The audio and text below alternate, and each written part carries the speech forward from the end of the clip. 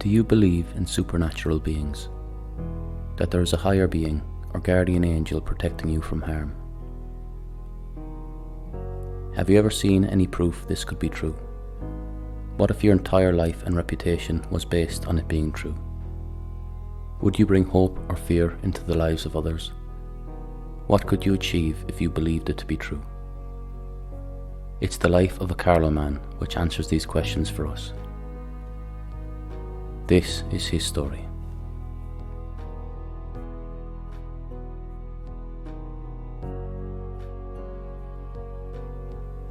In County Carlow in 1840, a child was born. His name was Miles Keogh. Miles was born into a farming family, their main crop being barley. Ordinarily, farming barley would be relatively unremarkable.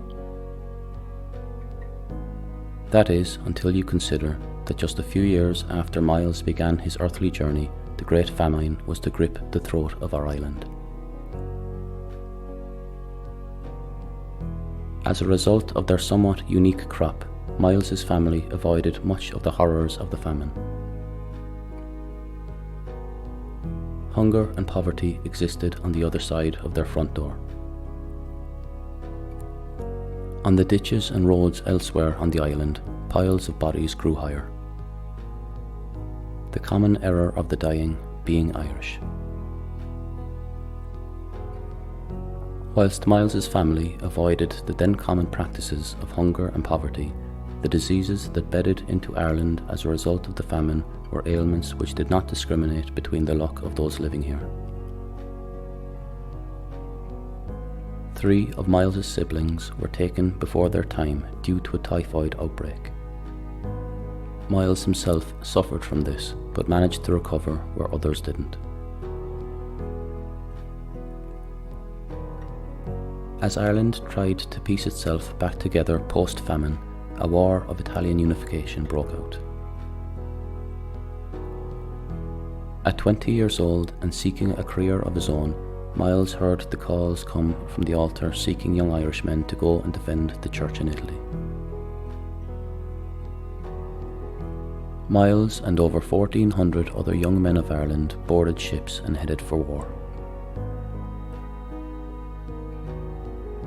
Miles showed his superiors that he was a natural-born leader and a tremendous soldier. Just a few short weeks after arriving in Italy, Miles was appointed a second lieutenant in the Irish Battalion of St. Patrick. Miles and 456 other Irishmen under his watch were stationed in Ancona. In this area, they were joined by Austrian, French and Swiss troops, a combined army of 5,700. Miles fought bravely for the cause he believed in and was noted as being one of the bravest soldiers many of the officers had seen in war. After weeks of fighting, Miles and his men found themselves surrounded. After a 2-week siege, Miles could not stand by as the Irishmen under his care edged closer to death. The garrison surrendered and Miles was made a prisoner of war and held in Genoa. When the war came to an end, a swap of hostages was arranged and Miles was released. Such was the impression he had made in the early days of the war, he and 46 other brave Irishmen were requested to remain as part of the Papal Guard. Miles accepted. His experiences in war had given him a great sense of importance, and he understood he had attributes many others didn't have, which would make him a very valuable soldier.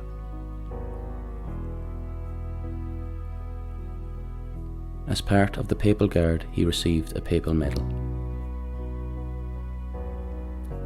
As a result of his efforts in the war, he was honoured with the Order of St. Gregory the Great Award. In his first few days as part of the Papal Guard, Miles wrote home to share of his experiences and to see what had been happening at home whilst he was away. He was devastated to learn that during his time as a prisoner, his mother had passed away. Life in the Papal Guard was not as adventurous as Miles had thought it might have been. Most of his day was spent standing behind those in religious garments, telling each other of their greatness. He quickly lost his desire to be an overdressed bodyguard for those blessed with eternal safety. As he stood in the large rooms of the Vatican, allowing day after day to pass, he overheard a conversation about a civil war which had broken out in America. A war between those trying to value life and those wishing to place a value on it. When William H. Seward began seeking experienced soldiers from Europe to help with the war effort in America, Miles was one of the first to step forward. When his Irish colleagues saw him nominate himself, they too followed. Amongst them, Waterford man Daniel J. Kelly. They met with the Irish-born Archbishop of New York, John Hughes, in Italy, who arranged for their travel to America, where they met with Cork man Joseph O'Keefe, who led them to the war. Miles was given a captain's rank and assigned to the staff of Tyrone-born Brigadier General James Shields.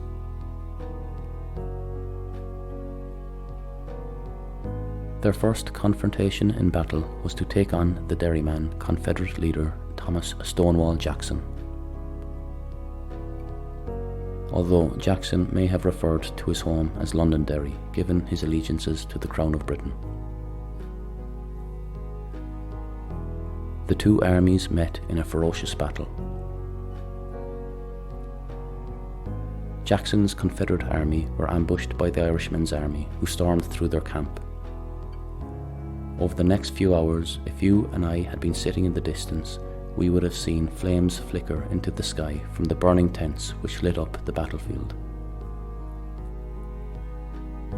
Our ears would have been assaulted by the screams of men as one by one slow and painful deaths visited a large majority of them. Jackson chose to fight at the back of his army, insisting that it was best he observed the battle. Miles, on the other hand, stood side by side with those who he led to their potential deaths. He marched through the camp without a stutter and came face to face with Jackson. The Pope's man and the famine queen Victoria's man fought it out on the battlefield. By the time Miles had reached him, he was covered in the blood of his enemies and nearly blind from tiredness, having fought his way through an army. He could not overpower the fresh Jackson, who managed to push him away and ran into the hills for safety. After the chaos of the battle had died down, letters were written discussing what had happened. Most of the accounts of the day note that Miles was one of the most courageous men any of the soldiers had seen in battle, and he had only just joined them. His name spread through the ranks, and he quickly became a god-like creature. Rumours spread that as he was part of the Papal Guard, he could not be killed. The commander of the Potomac Army, the great-great-grandson of a Jacobite soldier, George B. McClellan, was incredibly impressed by Miles.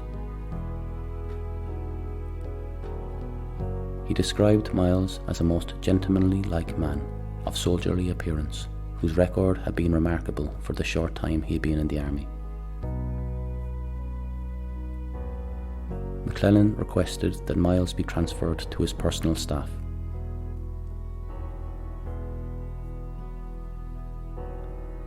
It was while he was part of McClellan's staff that Miles took part in the Battle of Antietam.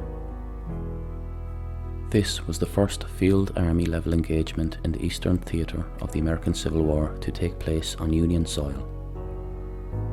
That, however, is not why it is so significant in history. Today it is remembered as the bloodiest day in American history. In just a few short hours, 22,717 men were killed or wounded. Miles was not amongst them. Once again he was seen on the front lines for this day of days. Never in hiding, even for a moment's breath.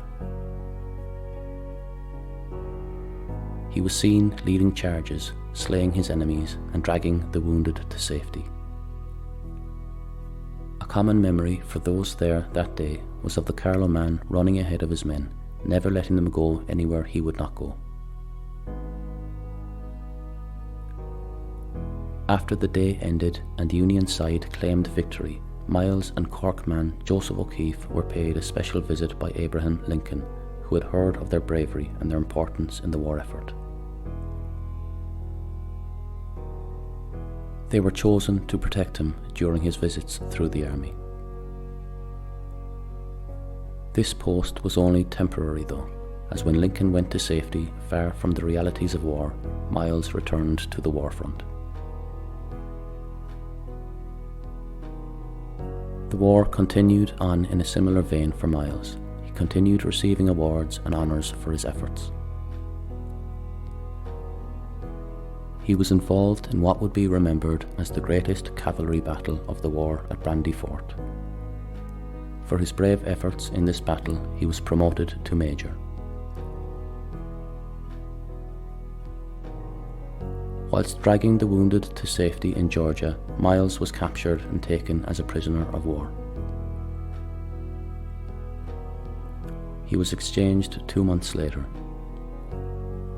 A year later, the war ended and the Union had won.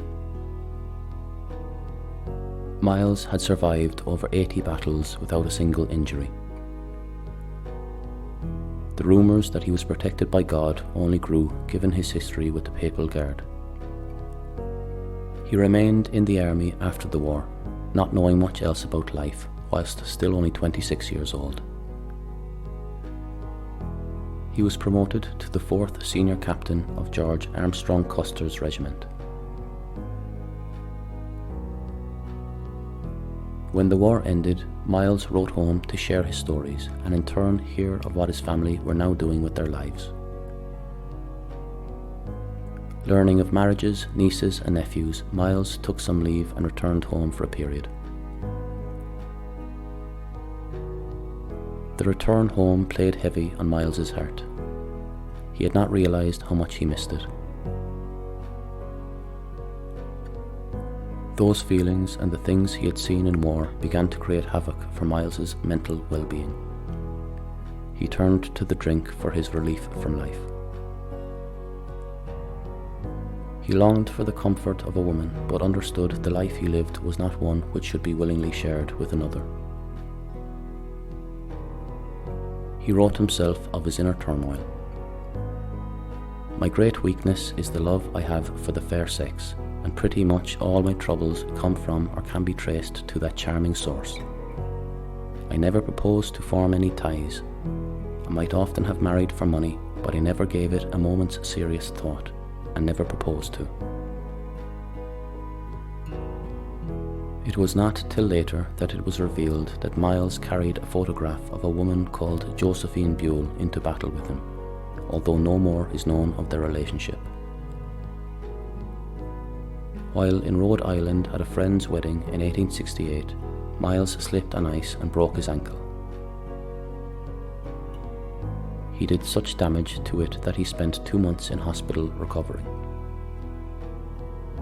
While he lay in his hospital bed, a Native American uprising began. His friend Custer entered into a campaign of war with those who were trying to reclaim land which had been stolen from them. After he recovered from his injury, Miles joined Custer on the front lines of battle once again. This war was not one he was used to. The ferocious battling skills of the Native American placed a tremendous fear into the entire army. Not having a fear of dying for what they believed in made them invincible. This was something Miles recognized in himself, and he respected them for their bravery. He wrote home to Ireland to explain what he saw on these new battlefields. I have never before appreciated the difficulty of finding Indians, and have concluded that without knowing exactly where to surprise their camp, or having a guide who can track them at a run, it is a waste of horseflesh and time to endeavour to come up with them. In 1874, Miles returned to Ireland for a break from the war. He inherited a home from his sister and began to make plans to settle down in Ireland once his service ended in America. He shared with his family his longing for home and how he thought of it every day. After his break, he rejoined Custer at Fort Abraham Lincoln.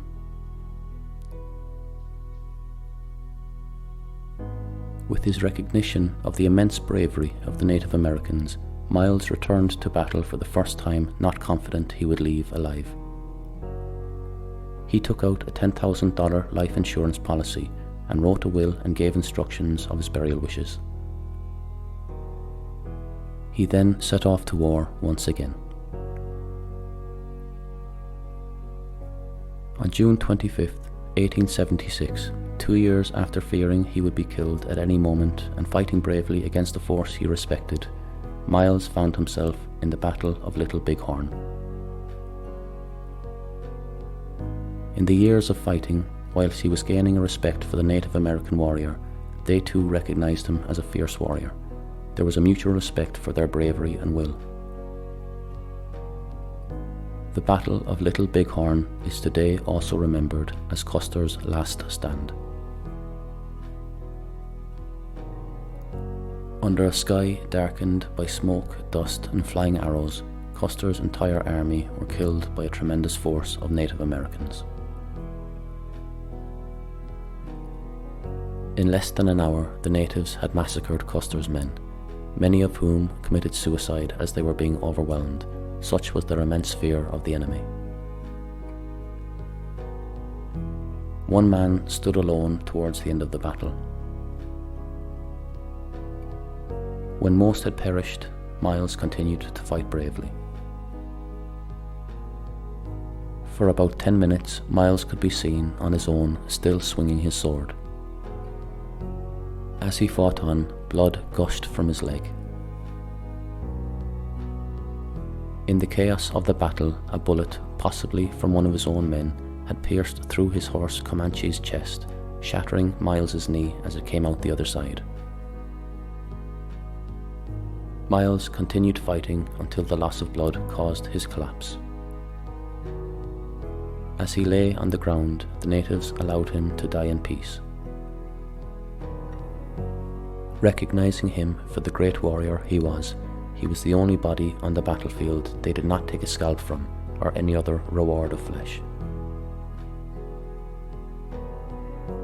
When Sitting Bull, the Sioux leader of the Native Americans during the battle, died many years later, he was found wearing the papal medal that Miles had been gifted from the Pope during his time in the Papal Guard. It is said he too believed that a supernatural force protected Miles, and he wore his medal in remembrance of the godlike creature he once saw in battle.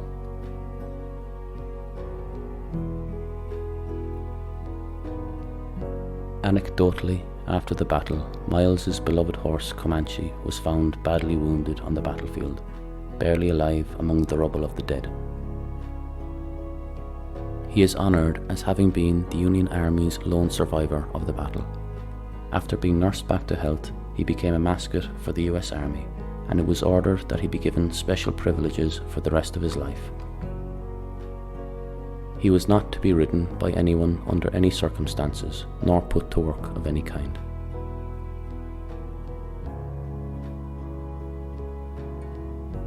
Today's music was written, produced and performed by myself, Ryan O'Halloran.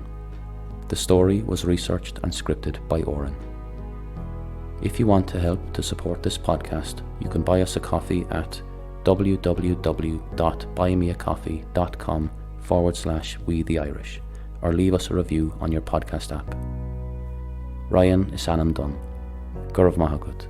Slán Anish.